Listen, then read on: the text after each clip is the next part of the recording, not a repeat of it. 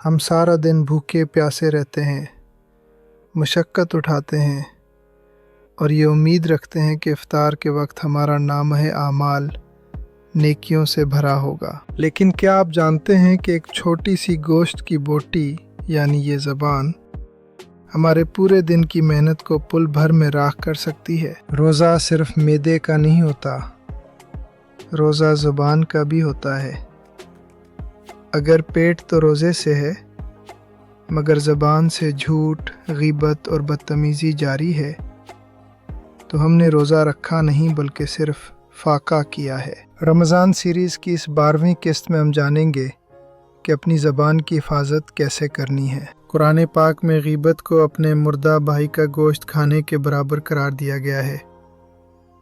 ज़रा तसव्वुर कीजिए कितना घिनौना अमल है। रोज़े की हालत में हम हलाल खाने से परहेज़ करते हैं लेकिन ग़ीबत करके हम अपने भाई का मुर्दा गोश्त खाना शुरू कर देते हैं। हमारे नबी सल्लल्लाहु अलैहि वसल्लम ने फरमाया, जिसने झूठ बोलना और ग़ीबत करना ना छोड़ा, अल्लाह को उसके भूखा प्यासा रहने की कोई ज़रूरत नहीं। ग़ीबत एक ऐसा गुनाह है जो हमारी नेकियों को ऐसे खा जाता है जैसे आग खुश्क लकड़ी को। अक्सर हम इफ्तार की तैयारियों में या दोस्तों की महफ़िलों में दूसरों की बुराइयां शुरू कर देते हैं, ये सोचे बगैर कि हमारा रोज़ा लेक हो रहा है। झूठ बोलना मोमिन की शान नहीं।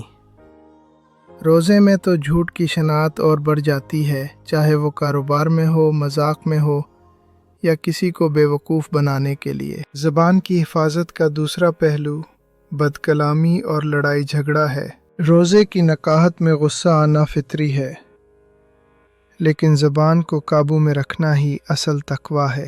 अगर कोई आपसे झगड़ा करे, आपको गाली दे या इश्तियाल दिलाए तो आपका जवाब सिर्फ ये होना चाहिए, इन्नी साइम। ये जुमला सिर्फ सामने वाले के लिए नहीं बल्कि आपके अपने नफ्स के लिए एक पैगाम है कि ए नफ्स, तू उस वक्त अल्लाह की बारगाह में एक ख़ास हालत में है, अपनी ज़बान गंदी मत कर। ज़बान की हिफाजत का बेहतरीन तरीका खामोशी है।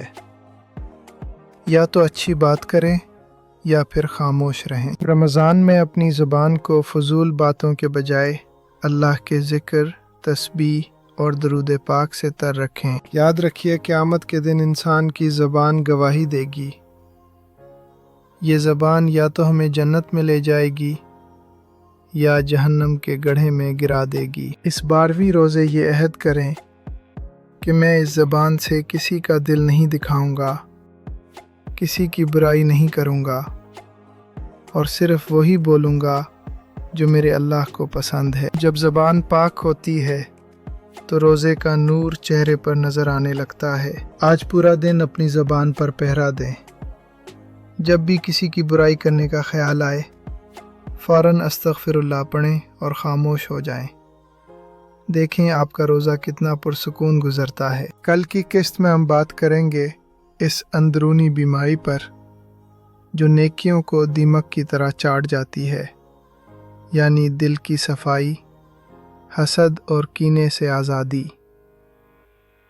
ज़ीशान अज़हर ऑफिशियल से जुड़े रहिए। अल्लाह निगहबान।